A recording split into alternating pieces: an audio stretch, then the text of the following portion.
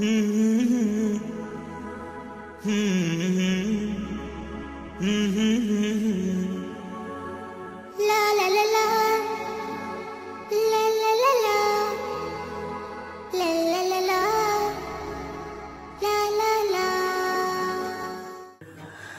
alhamdulillah, wassalatu wassalamu ala rasulillah.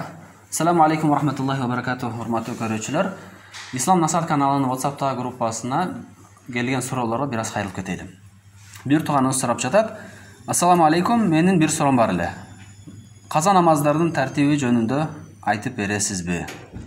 Бул суроо каза намаздар кандай окулуш керек, ошол тууралуу экен. Каза намаз деген эмне? Намаздын убактысы чыгып кеткен соң намазды окуп берүүнү биз каза деп атайбыз. Өз убагында окулуу кандай зарыл болсо, намаздын убакыты чыгып кеткенден кийин дагы намаздын окулуусу кудум ошондой милдет болот. Тартибине келе турган болсок, адаттагы эле намаздан эч кандай айырмасы жок. Бир гана ниетте айырмачылыгы болот. Эң алгачкы же болбосо эң акыркы менин моюмдагы намаз деп ниет кылыш керек. Мисалы үчүн, менин моюмдагы эң акыркы болгон пешин намазын мен окуганга ниет кылдым. Каза болгон пешин намазын окуганга ниет кылдым.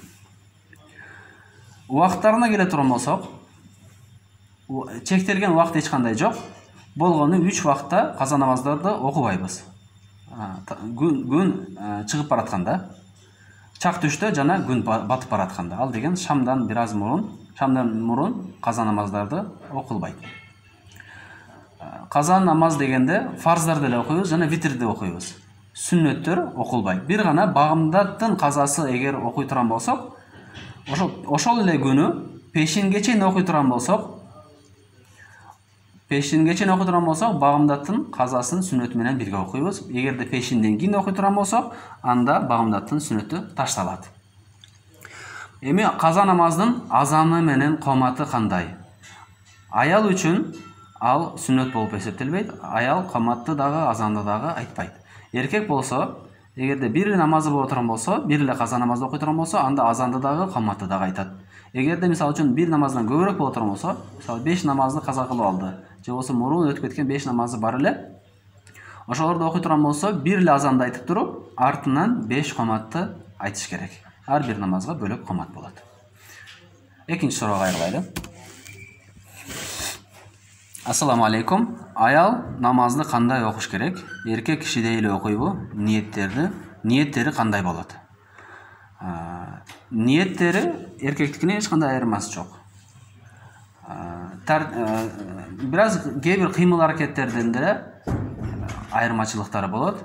Мисалы үчүн, эркектер кулак какканда кулакка чейин жеткизе турган болсо, колдорун көтөргөндө, аял болсо далдарына чейин жеткирет. Эркектер колду байлаганда киндиктин астына кое турган болсо, аялдар көкүрөккө эле бири-биринин үстүнө коюп коюш керек. Руку кылганда колдун манжалары тизеге бир аз эле жетсе эле, ошол руку үчүн жетиштүү болот. Жана сажда кылган кезде толук жерге денесин тийгизип сажда кылат. Чыканактары дагы жерге тийиши жакшыраак.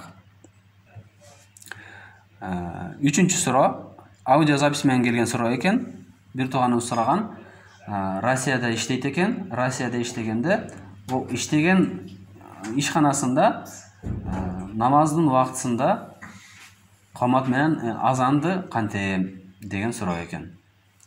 Бунун суроонун жообу, эгерде ошол жерде жергиликтүү мечиттин азаны ошол жерге ишканаңызга жете турган болсо, анда сизге азан айтуу зарыл эмес. Эгерде үнү жетпей турган болсо, анда башкаларга зыян жетпей турган абалда үнүңүздү өтө бийик кылбастан азан айтып койсоңуз, сүннөткө амал кылган болосуз. Ва саллаллаху аля сайидина Мухаммад ва аля алихи ва асхаби ажмаин.